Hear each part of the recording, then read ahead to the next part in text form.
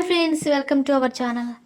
Angry young man doctor Rajasekhar ఇటీవల విడుదలైన నితిన్ చిత్రం ఎక్స్ట్రాడినరీ మ్యాన్లో నటించిన సంగతి తెలిసిందే.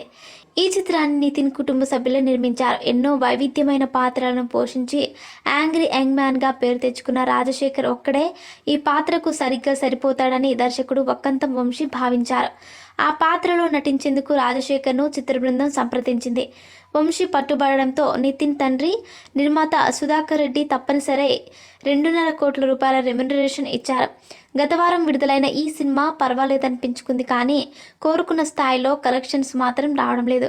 ఒక రకంగా ఈ సినిమా ఫ్లాప్ కేటగిరీ కిందకు వెళ్ళిపోయింది. ఈ చిత్రంలో రాజశేఖర్ పాత్ర ప్రేక్షకులను ఆకట్టుకుంటుంది.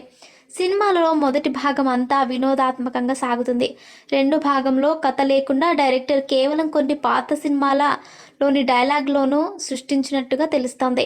ట్రైలర్లో చూపించినట్టు జీవిత అనే సరదా సన్నివేశం మాత్రమే ప్రేక్షకులను నవ్వించింది.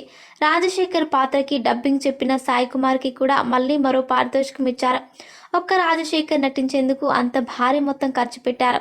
తీరా సినిమా చూస్తే ఫ్లాప్ అయింది. దీంతో నిర్మాతలకు ఏం చేయాలో పాలుపోవడం లేదు. బ్రేక్ ఈవెన్ అవ్వడం కూడా కష్టమని తేలిపోయింది.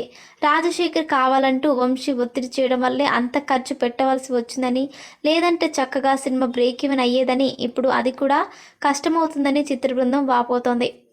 మరిన్ని ఇంట్రెస్టింగ్ అప్డేట్స్ కోసం మా ఛానల్ని సబ్స్క్రైబ్ చేసుకోండి.